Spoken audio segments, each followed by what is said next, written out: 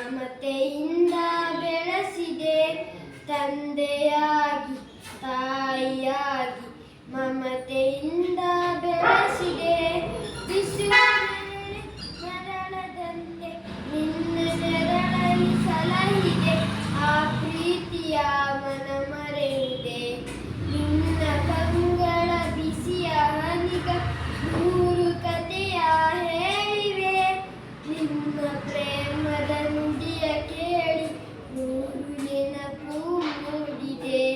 Wish happy birthday Appu sir.